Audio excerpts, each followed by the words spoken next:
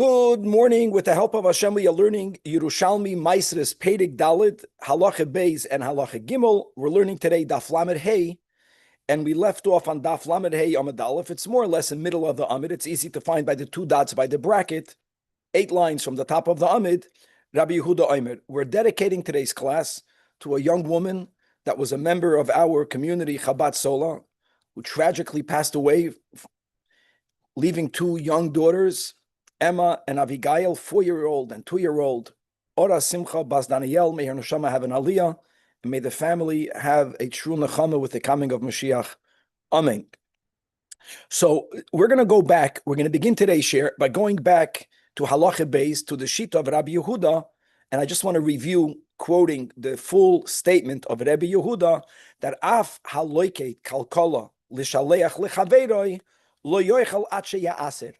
After the Mishnah established the rule of Kalkolas Shabbos and Lashitas Beisilil, that when minors, when Machshavton Nikeres Mitoich Maseyim, adults, when we designate something for Shabbos by putting it in a basket, that designation is such, as we just learned, that the right attitude towards that basket will be not to sell it for all the money in the world because it was already designated to be consumed on Shabbos.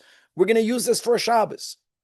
So the Shabbos, which is Echad Mishisha Devarim, that rabbinically is Koivei Ala Maisres, is so potent, since this Kalkola for sure will be used on Shabbos, the owner won't change its designation, it's already Koivei Ala Maisres even before Shabbos comes in. That's what the Mishnah came off from. Now, when Rabbi Yehuda says that the same thing is if someone gathers figs and they put it into a basket in order to send it as a gift to their friend, what is the Mishnah talking about?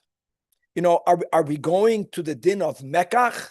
And this Mishnah will hold that matana kemekach, and this Mishnah will hold the same concept that not only is a gift like a sale, which Mekach is also the one of the Shisha Devarim, but since it was designated to be gifted, then it already affects the Kaviyos Lamaisris, as we will see right now, the way we will learn the Gemara. That won't be the Pshat and Rabbi Yehuda. There's going to be 2 ways, either or, as we will see when we learn inside. The Gemara systematically is going to go through every line in the Mishnah. The next piece of today's daf will be moving on to the next part of the Mishnah, which is speaking about someone who takes olives out of an olive vat and they dip it into salt.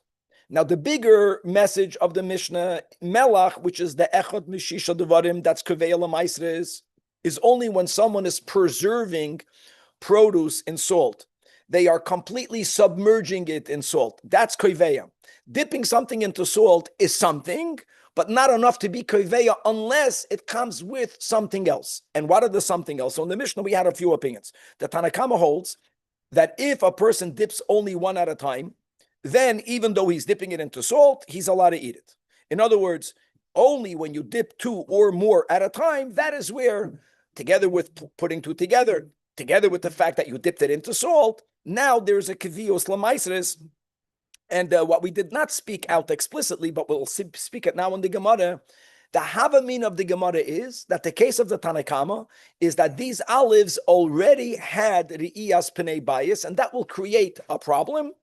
And we're going to clarify, or we will resolve the problem by saying that these olives that were taken out of an olive vat were never had re'iyas pnei habayis, and as we will see, that will resolve that shtickle. The next part of the Gemara will go to Shitas Rabbi Eliezer, which is arguing with the Tanakama on this case. Rabbi Eliezer holds that even if you take 2 at a time and you salt them, when are you going to be chayiv? Only if you are tamei, the vat and the olives in the vat are tahor. And therefore, if you'll choose not to finish eating the 2 olives, you won't even have the option of putting it back. Of course, you have the option, but you won't do that because you don't want to be matami the olives in the vat. This not putting it back twice in the Mishnah is going to be very relevant. So all of that together, now you're chayiv, you can't snack. If you are tahor and the vat is tahor, or you're tamei and the vat is tamei, Rabbi Eliezer says, even if you salt it 2 at a time, that's not melach, it's only dipping into salt, it's not kavei lamaisres. The Gemara is going to elaborate and say that even the Tanakama agrees with this, and we'll have to find the area where the Tanakama and Rabbi Eliezer argue. The next part of today's daf, it's going to go line by line in the Mishnah, is where the Mishnah moved on. The third topic in the Mishnah is concerning drinking wine. That the Mishnah first quoted Shitas Rabbi Meir, ubehemshech, I think, ubehemshech to what we learned in the Gemara, that when you put wine in a cup and you drink it, that theoretically will already define that drinking as achilas keva. And what we have to remember, we'll have this in the Gemara today, we'll have this also connected to halacha gimel that we'll get to today, that achilas keva, formal eating, is prohibited even prior to gemar malacha. It's very important to remember that. So, for example, when we spoke about wine, what's the gemar malacha by wine, Aviv? When you skim the sediment off the top. This did not happen. Doesn't matter.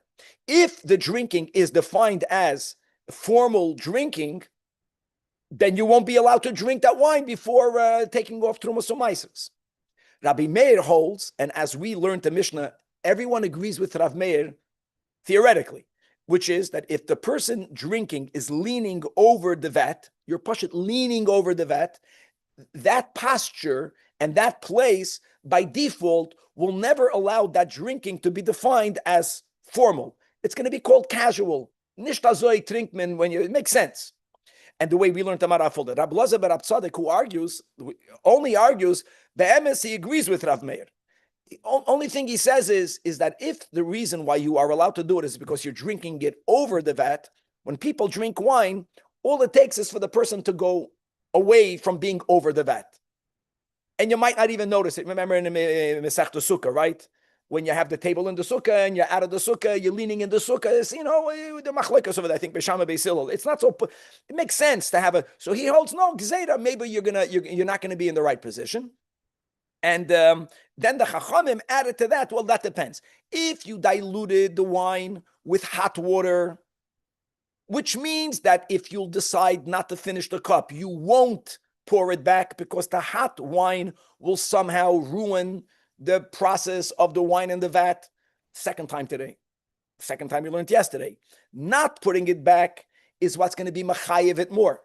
But when you put sign in water, cold water, since if you want, you can put it back. So then we view what you took still to be part of that. That in itself defines what you're doing to be something casual. Not I took it out and now I have wine. That's going to be...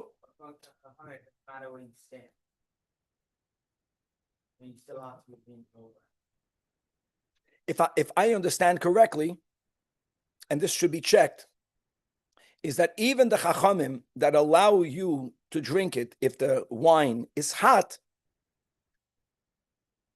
is only if you're leaning over the gas. I'm going based on what we learned a few days ago in the Gemara, that wine in a cup is already considered keva.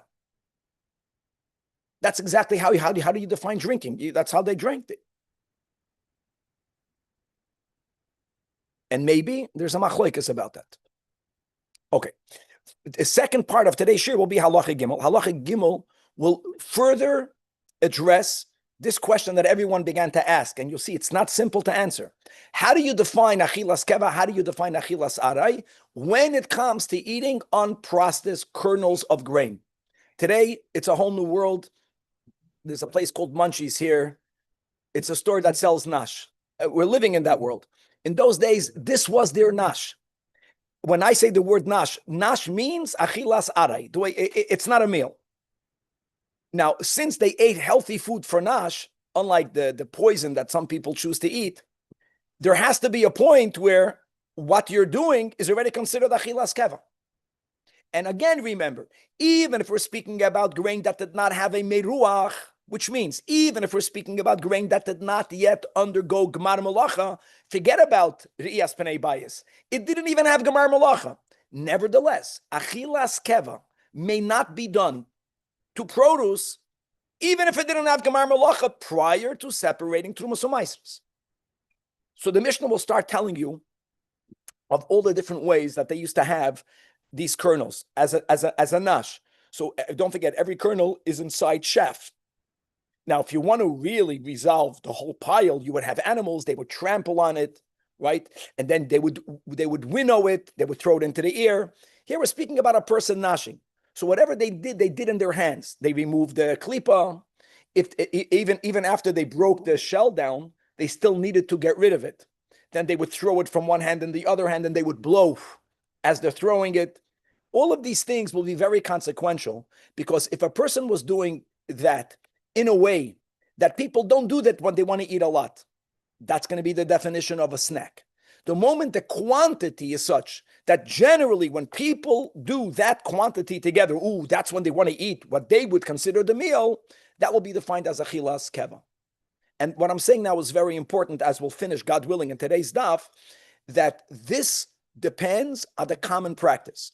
So even though the Mishnah will speak about how many kernels at a time, the Gemara is going to bring a brisa that allows you to do many more kernels at a time, and that will still be defined as achilas aray. Why?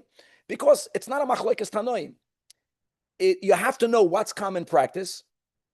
This is important. What's common practice? How do you define a meal? So now we're introducing a new chap. Find out what's the norm. If you are eating less than the normal amount, that's called a snack. If you're having the normal amount, that's called achilas aray. And what is the normal amount? Depends. Time and place. So these will be those halachas that are not fixed. They depend on common practice. That's a good intro, if I may so myself, to today's daf. And let's start inside Daf Lamed Hey. Daf Lamed Hey Amud Aleph, again, 8 lines from the top. We're going back to halacha beis. After we learned about the basket of Shabbos, Rabbi Yehuda Omer, like we quoted the entirety of a statement, that af haloikit kalkala l'shalech lechaveiroi lo yoichel at sheya'aser. So the Gemara wants to know, again, like we said, what is the case? What is the case of Rabbi Yehuda? Rabbi Chia, in the name of Rabbi Yechanan, says himself, I don't know. Either Eloi Omar Rabbi Yehuda Ella B'Kalkol Shabbos. Maybe Rabbi Yehuda's statement was not Bechlal introducing a new concept of a gift, or maybe a gift is like a mekach. No, it's behemshech to what we learned prior, that Shabbos is koiveya when you put it in a basket, even prior to Shabbos. And what will be the chiddush?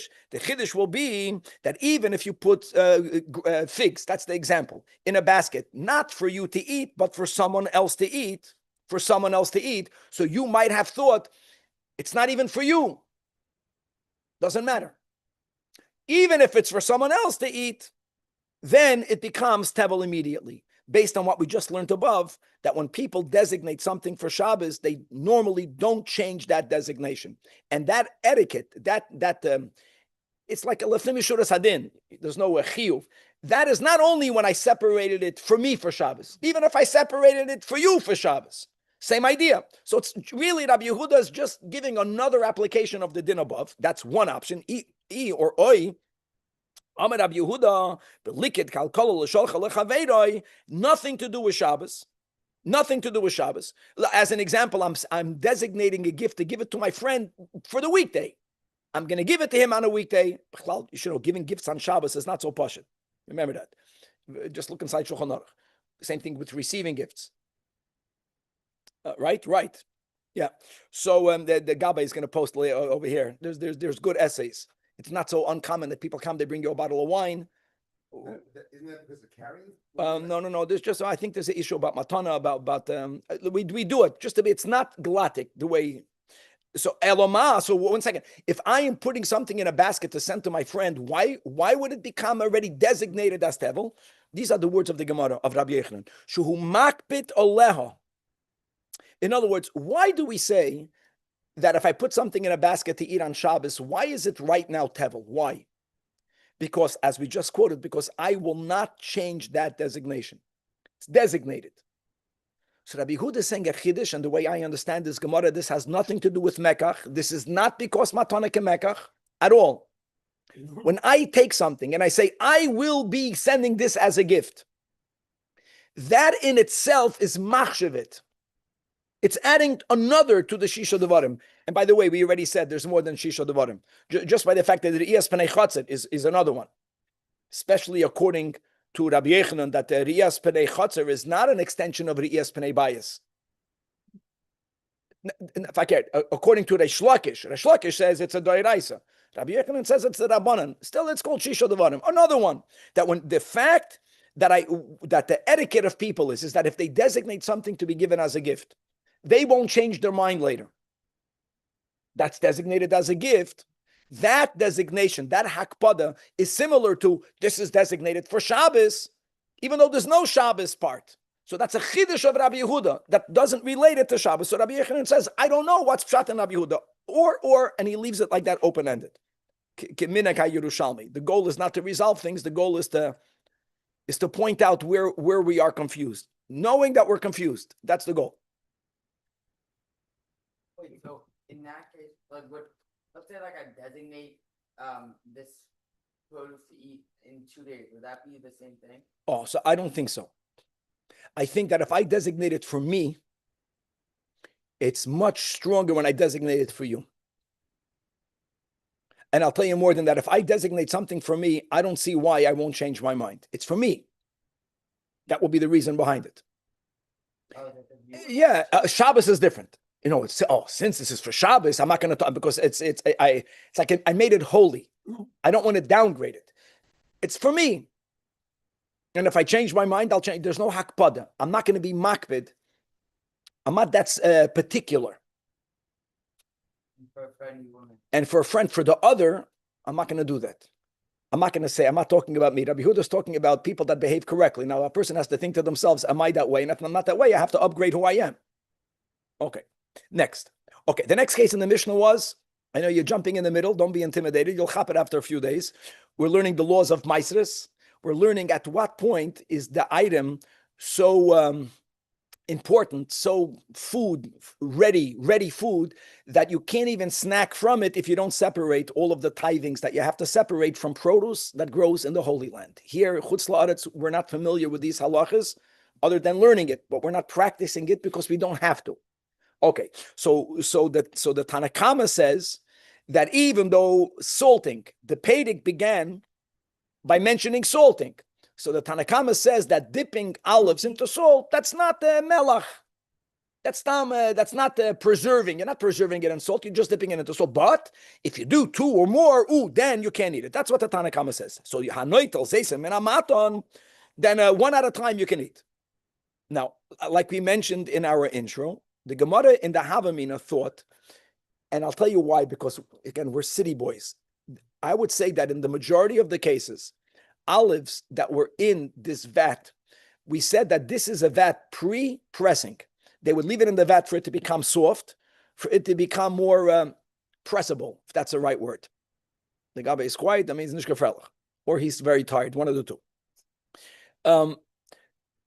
Most people would bring the olives home, and then, for whatever reason, and then they would take it from their home, they would take it to the olive press. That was the regular. We'll see that clearly implied. So the Havamin of the Gemara is that these items already had the Iyas Pnei Bayis. Now, I know that there was no Gemar Malacha. There was no Gemar Malacha. But there's still a problem. Why is there still a problem? So if, based on the premise that this had the Iyas Pnei Bayis, then you took it into the olive press, and then the Tanakama is saying that you can eat 1. This goes against the way Rav interpreted a Mishnah that we had above. And let me remind everyone of the Mishnah that we have above. We were speaking about items that a person took to dry out on one's roof. The fact that I have a product that I'm laying out to dry proves that for me, the owner, this item doesn't yet have Gemar Malacha. And I got it to the roof through being maverit through my chutzner. So the Mishnah said a gavaldic thing, that my Bnei Bayis can take it and snack, the Bnei Bayis, which implies that the owner can't. And Rav explained the Mishnah by saying, 1 second, Be'emes, you took it through the chutzner, even though there wasn't Gemar Malacha, but nevertheless, since there wasn't Gemar Malacha, then there should be no problem. There's no kaviyus. So what that you took it through the chutzner? It wasn't finished yet. But if the owner takes it away from the rooftop, that's the way Rab learned, there's a marasayan issue. People won't know that it came from items that were left out to dry, because the ones that you took are not dried yet. So it's going to look like you had an item that went through your chutzner, that's called riyas v'nei chutzner, and you're snacking, you're not allowed to snack. So based on Rav's interpretation, we'll have a problem over here, based on the premise that these olives went into your house. Yeah, and here the Mishnah is speaking about you, not the Bnei Bayis. Here the Mishnah is saying that you can have, as long as you don't take 2 at a time. So ask his Gemara, Leis Hadah Pliga al Rav doesn't disappear. If that's the pshat, then this goes against Rav, or Rav goes against the Mishnah, which we don't want to do. The Rav Amar, That what? That who, also who, the Bnei Bayis can eat. He's not allowed to eat. Look inside the Pnei Moshe, just to go through the words of what Pnei Moshe is 4 lines under the Gemara, and the wide lines. The question is based on the premise, the Havamina, that what olives are we talking about? I know the olives were taken out of the vat. The vat is not in the house. But normally, such olives first went into the house. The bezeisim, shechnisam, lebeisam, mighty. And he brought it into the house to later take it into the vat. He didn't take it into the house to eat it. It's mamish like the case where you brought the figs through the chutzir to the roof. There's no gemar malach. And nevertheless, Viktani, the oichel mehem achil asarai. Now, the imkain plig al rav, because that's the whole beginning of the 3rd chapter de La'el, that the Mishnah began. The whole Perek is called Hamaver Te'enim B'chatzeret, and you did it kedei liktzois to dry it out on the roof. Mamashir, you brought it into the house in order to take it later into the olive press. And the Mishnah says only banavu b'nei beisay echlun puturin, which and Rav says itaka. The Mishnah says banavu b'nei beisay because who atzmai asur lechana. We mentioned it's because of marasayin. It doesn't matter, but he cannot eat it. You can only eat it nearby. Here you're eating it in the olive press. So says the Gemara, no. It must be that our Mishnah is not talking about the majority of the people. I'm adding those words. That's why there was a Havamina. That the olives were taken home to be brought in the olive press. And achanami, if you brought the olives home, even though there's no Gemar Malacha, and therefore the Iyas Penei bias won't be Koiveya, because your intent was to take it later to the olive press, people don't know that. And if you're taking it out of the vat and you're not pressing it, this olive that you're taking is not going to be pressed. You're dipping it into salt. So, Gemar Malacha, because you're eating it the way it is, it had the Iyas Penei bias. Even though be'emes, when you took it into the house, then you were intending to have it pressed. You changed your mind now. People don't know that. So it must be, Pasalah, that our Mishnah is only be'oisem matan besada, that these olives never went to your house. Okay. So that's one thing. Now the Gemara just has to verbalize what we said as a given. Melach is one of the Shisha Devarim. We don't say by Shabbos I can eat one at a time. We don't say that. We don't say by the Iyas Penei Bayis you can eat one at a time. We don't say that. It had so l'chayda, it's being salted. That's the difference between saturating it in salt, dipping it into salt. The Gemara is going to talk it out. So the Kasha, the Gemara, the bigger question. Im Melach Klevela is, don't we know that Melach is one of the Shisha Devarim? And therefore, why is it only problematic if you have 2 or more? Lama late seiduf. Or, let me say better, from the opposite direction. The fact that that we're speaking about, that Tanakama is speaking about 2 at a time, right? Forget about that, Rabbi Eliezer. 2 at a time. Maybe there's something about seiduf. When you take 2, maybe what? Maybe that's. I don't know why 2 would be something. 2 is something concerning Mekach. 2. If 2 is the... Why? You discussed in the past, two figs off the tree, and that would be a hush of a mouth, right? Because we said 2 is called Gemar Malach. 2 there was Gemar Malach, the way we learn Pshat, the way the Marafulda learn Pshat. However you learn Pshat. If it's about 2, so then why do you need salting? Okay, the Gabbai said good. When you have a fig tree in your backyard, we established Gemar, so they're Baim Ka'achas. It's already in your yard. But if you don't have Gemar Malach in the field is filling up a basket and covering it. We said that in the backyard, people don't fill up the basket. It's already in your backyard. Taking 2 is the Gemar Malach. Once you have the Gemar Malach, it's already in the Chatzir. It's already the Yaspanei Chatzir. So in other words, if Seiduf is somewhat effective, then why do you even have to dip it into salt? Eat Seiduf lamali melech. So here you have something interesting that you see from our Mishnah that you need both. In other words, melach, when I put something in salt, submerged in salt, those items that need to be preserved in salt, even 1 in salt can no longer be snacked. Why? Melach is koiveya. If I would only take off 2 without even dipping it, doesn't matter. Why does it not matter? Because these are items that don't even have Gemar Malachi. You're taking olives out of the vat. There's no Gemar Malachi yet, even if it's 2. But if you take 2, which already is chashav, because you're eating it, if it's 2, if it's combined, then you can argue it has Gemar Malacha because these are not being pressed. Compounded with the fact that you at least dipped it into salt, you put these 2 things together, now you got a kaviyus. Ella al yedei zeh v'al yedei zeh. In other words, each one in itself does something, but not enough. So in the case of the figs, there is riyas b'nei chatzar. The only reason why the figs are you can snack is because there's no gemar malacha. 2 makes a gemar malacha. Over here, even if 2 makes a gemar malacha, which it does, 2 is chashuv, but there's none of the shisha devarim. So the Rabbi Eliezer is saying, if you have 2 and dipping it into salt, then we're going to say, the salt together with the 2 already creates a kvius. If you have one or the other, then it's not going to be enough. Okay. Then on that came the Tana Rabbi Eliezer. Rabbi Eliezer is going more than the Tanakama. He agrees with the Tanakama. 1, you can eat, period. 2, the Tanakama says it sounds like never. Rabbi Eliezer says it depends. Rabbi Eliezer says, when you cannot eat the 2, if the vat is tahar, it's a given that Rabbi Eliezer is speaking about the oichel who's tamei, which means when I took out 2, the ones in my hands are now tamei, which means I will not put it back. That concretizes that it's gemar malachit, because what I took will never be pressed. Even if I had 1 and I said I had enough, I will not put it back because I don't want to be matame the olives in the vat. But if the vat is already tamei, that's the case of Rabbi Eliezer, which means there's a possibility that the person that took out the 2 might change his mind. If they change their mind, they'll put it back. So you're not even going to call it the gemar malacha, even if you salted 2. Even if you salted 2 or more, if you are going to put it back, if you choose, if you don't have a barrier to putting it back, then Rabbi Eliezer says you can snack from it. Now, the Tanakama argues. The Gemara is going to say that Tanakama agrees. In this case, he agrees. So we're going to find a case where they argue. So the Gemara says, Rabbi Eliezer, etc., as we just explained. And again, when you learn a Mishnah, Rabbi Eliezer is arguing with the Tanakama, which means the Tanakama seems to be more machmir. The Tanakama seems to be saying that 2 and salt you can never eat. The Gemara says it's not true. Man kaimen. What are we talking about? What would be the case if the owner has 2 vats? It's interesting. What's that 2 vats? I took these olives out of a tahar vat.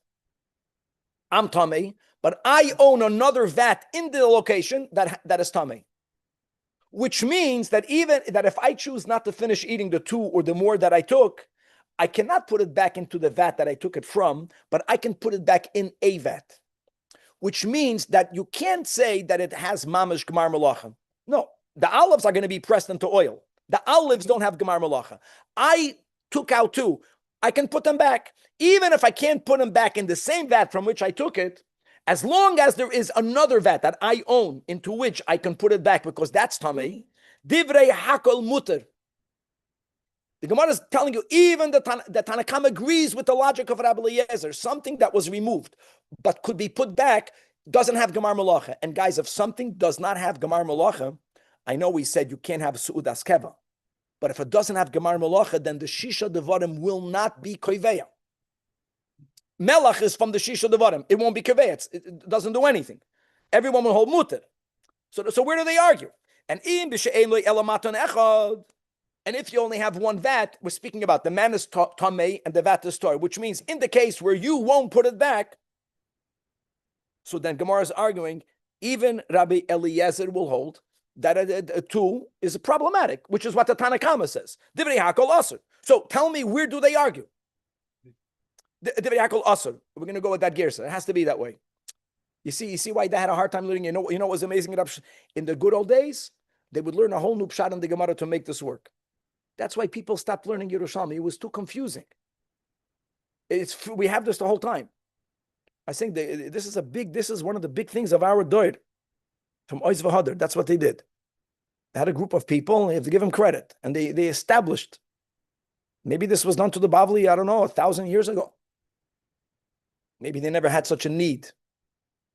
I know who was it when they burnt all of the Gemaras over there in Notre Dame.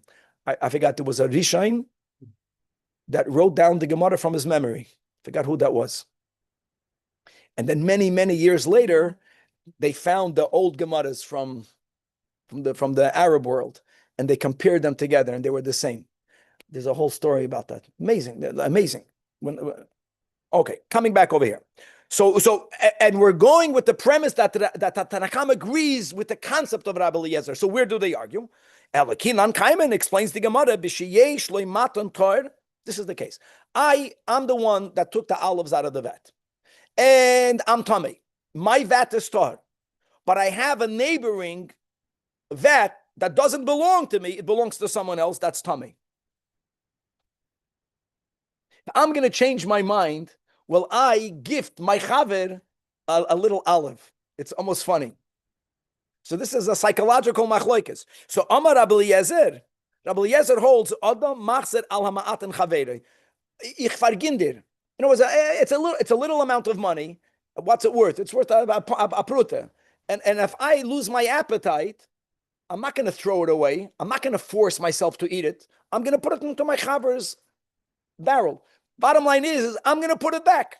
Since I will put it back, it's never going to be established. The Rabbanan Omrim ein adam machzeh lematinoi shel chaveroi. He'll never put it back. You know what he's going to do? He's going to eat it, even though he's not in the mood. How amazing.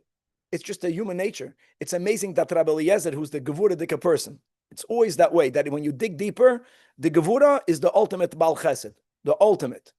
And the Baal Chesed are doing so much damage, which is the ultimate Gevura, with great intentions. But the road to hell is always paved with good intentions. Okay. Amazing. Okay, next.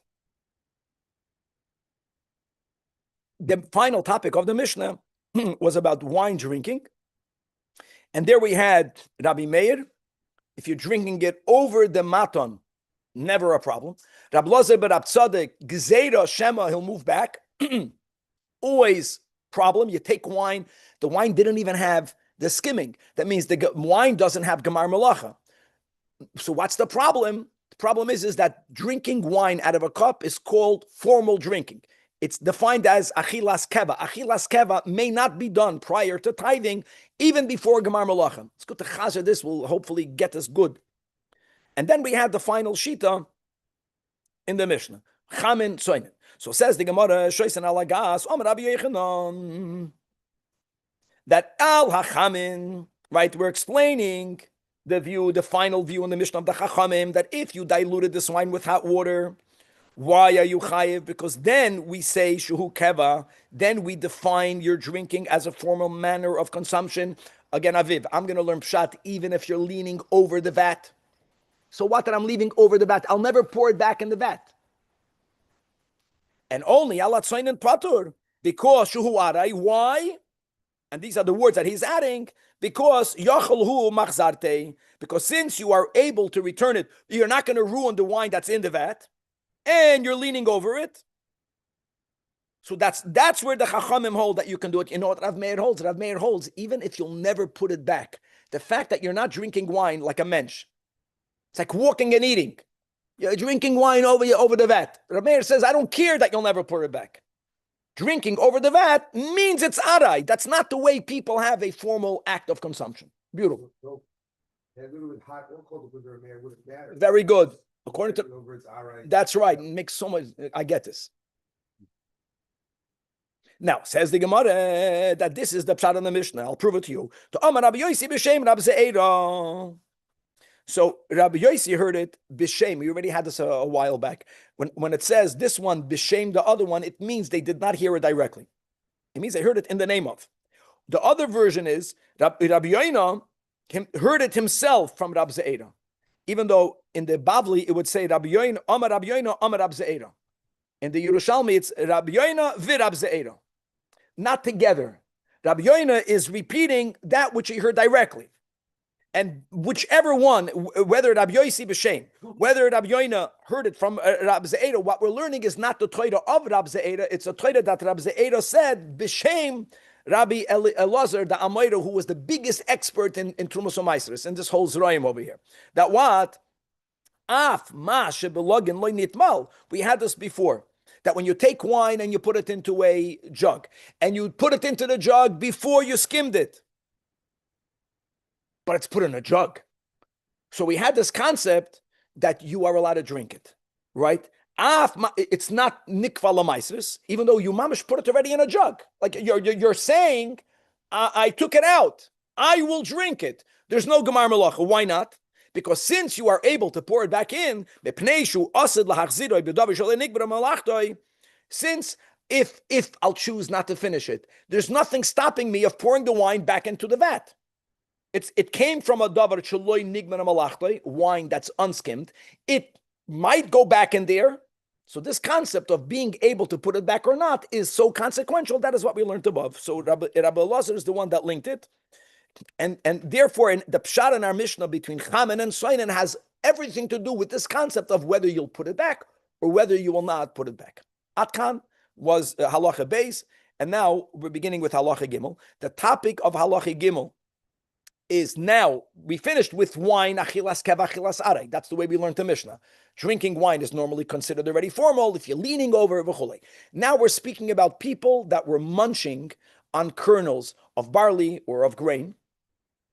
Again, barley and grains, gemar melacha, is after their husk was removed, after they were winnowed, after they were piled, and after they were smoothed. When a person was munching on these items, they would take some barley, they would take some wheat. There's no gemar melacha. Many, many steps are needed for gemar melacha and a chanami. So the issue is not about the shisha devarim that are keveya. That's not the topic. The topic is that I am not allowed to have achilas keva even b'davar sheloi nigmar malachtoi. So how do you define achilas keva versus achilas aray? So I would think, okay, I don't know these things because we nash on other things. If you're eating kernels, it's never called achilas keva. It's not true. Even when a person is nashing on kernels of barley or of wheat, yes, at some point, what you're doing will be defined halachically as a formal act of eating. So what is it? What's the cutoff line? So says the Mishnah, we're beginning with a person who is shelling barley. In other words, he's taking a ear of barley, he's taking off a kernel that has around it the klipa, the husk, and he's taking it off with his hands, with his fingers, because he's not putting it out there on the threshing floor for animals. Hamakalev b'sa'arim. Again, the concept of tzeduf applied over here. If he's only shelling one at a time, then we say, what you're doing is taka bona fide snacking. You're having one kernel at a time. Mikalef achas achas v'oichel, without separating meiser. I want you to know that there's a machlokes rishonim, what this means.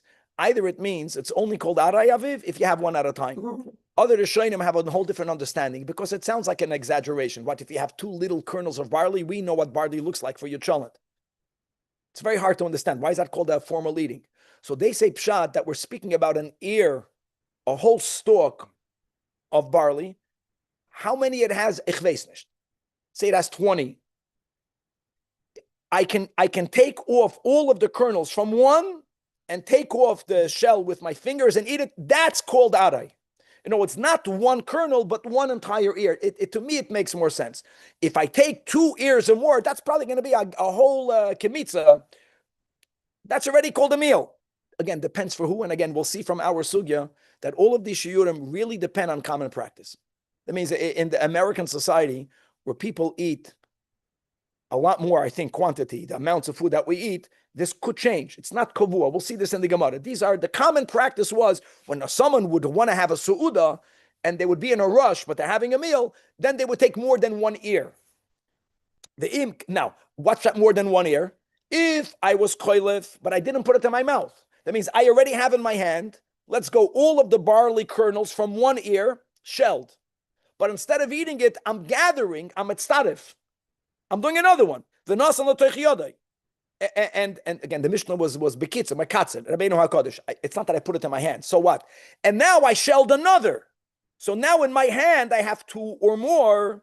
Now he's chayiv because that way of eating, let's go more than 2 ears, it was common to be done only when a person is having their meal with that.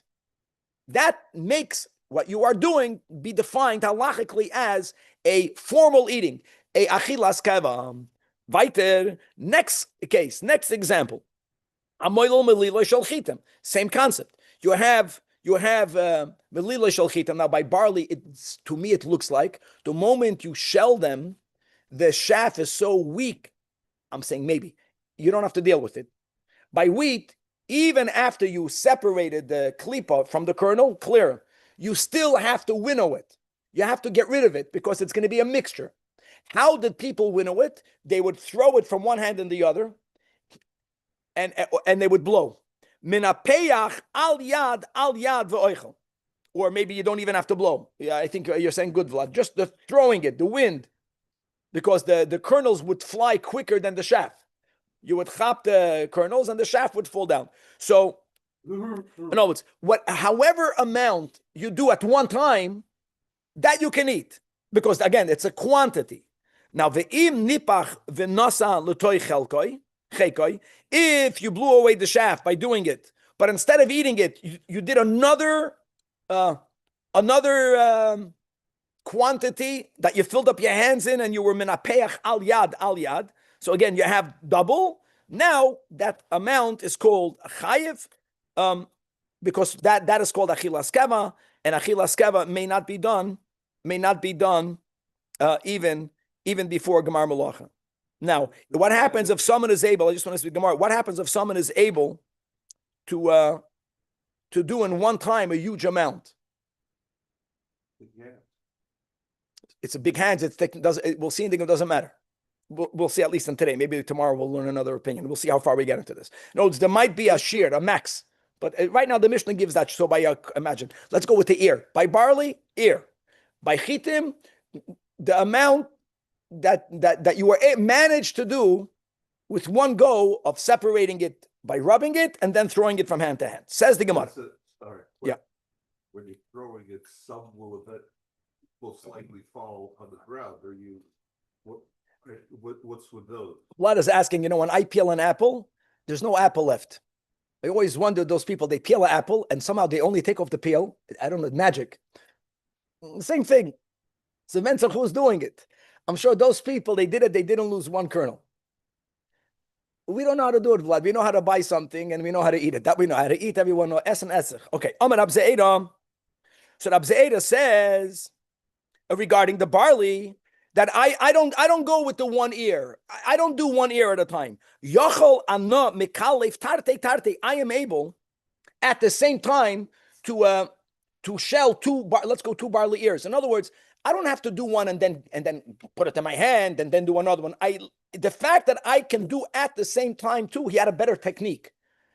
Therefore, he's arguing that still, for me, that's still considered achilas are. Clearly, what Rab Ze'eda is really saying is that it's not so fixed. It's not about the number. It's about what would you do when you would snack and what would you do when you would have a proper suda. And the Gemara proves it based on the premise, we don't want to make machlokes more than we have to. That the Tanachain, and so we learned in a Braisa. Imagine, our Mishnah said B'so'edim 1-1. The Braisa says B'so'edim 2-2. Only Shalosh is chayiv. And you know what? Another thing, by chitim, that's already different than our Mishnah. Our Mishnah spoke about the menapeach al yad. Here the Braisa gives you another number. Bechitim shalosh pater arba chayiv. But let's focus on the barley shnayim pater. Not to make a machlokes tanoim. This Tana was able to do two at a time. The Tana Rabbeinu HaKadosh only did one at a time. That's the way we're going to learn it. And now let's go into this wheat. So says the Gemara, Huna bar chinana and Verav tachlifa bar imi. Now, in order for you not to get confused, it took me a while. You'll see clearly, and if you disagree, please let me know, that the girsa of the Gemara was Rav tachlifa bar Rav imi. Even though our version, it says bar imi, this is going to be important. They were sitting in front of Rabbi Elazar. These two Amoraim, Huna bar Chinana and Rav tachlifa, it says here bar imi. When Rabbi Yoina heard this, listen to me, it's going to work. Rabbi Yoina heard that who are the two Amoraim, Huna bar Chinana and Rav tachlifa bar Rav imi. That's what he heard. We would prefer, we don't know, so for us, it doesn't make. For the people that are in the know, they can tell you all of the Amoraim, all of the Tanaim, all of their names. When they lived, people know that. There is a common Rav Tachlifa bar Rav imi that's quoted many times in Shas. So he says like this, that if I kulan bar imi, if the other Rav Tachlifa that's quoted many times is Rav Tachlifa bar imi, no, if the other ones are imi, Rabbi Yoina heard here bar Rav imi. Since Hahon bar Rav imi, since this Rabbi Yoina heard this bar Rav imi, we have to say that this is we found a new Amoida that I never knew of. But if Rabbi Yoina knew here, it was Rav imi. What Rabbi Yoina was wondering is that what's the name of the other Rav Tachlifas? If generally the Rav Tachlifa that's commonly known is Rav Tachlifa Bar Imi, okay, so then this is a new Amoira, because he heard Bar Rav Imi. So clearly says that Ashrilli, or maybe others. But Kulan Bar Rav Imi, if the Rav Tachlifa that's quoted elsewhere many times is Rav Tachlifa Bar Rav Imi, and so is over here even noch beser. So then this is the one that's the same one. That's just a side note. We're going to go one line over here, Chavra. Mamash, just one line on Daf Lamed Vav. So what were they doing? What's the story about these two Amoraim? So they were sitting in front of Rabbi Lazar. Now listen to this Maisa. ad kishrei etzba'asei. This their teacher, the Amoira, the great Rabbi Lazar, right? The Talmud Chaver of Rabbi Yechanan.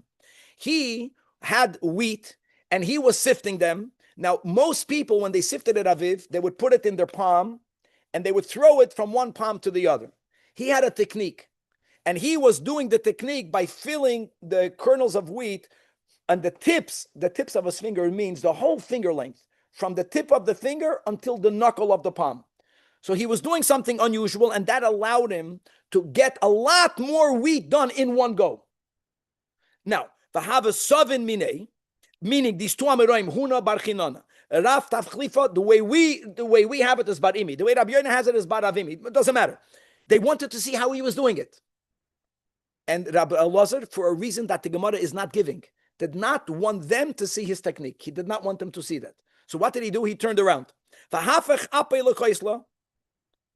However, even though he did not want for them to see the method of a sifting, he wanted them to see that even though the quantity was huge, since he did it in one go, he still allowed a snack. So by the snacking, he turned back around and v'chaveloin, he showed them meloshi aloin. He showed them how much he had, and nevertheless he ate it. So what Rabbi Lazar wanted to show them is that I'm going to follow the rule of the Mishnah, and it's not about quantity. So just like we had before by the barley, he was able to do double. Rabbi Lazar was able to do a huge amount. It's amazing that Kevin found a picture where they're sifting it in their, in the picture that we're looking at Zoom, it's in the palm and in the fingers. And maybe that was the case. Whatever he was doing, he managed to do a lot more. For whatever reason, he didn't want to show them how he's doing it. But he wanted them to know that since he did it in one go, it's still called achilas aray.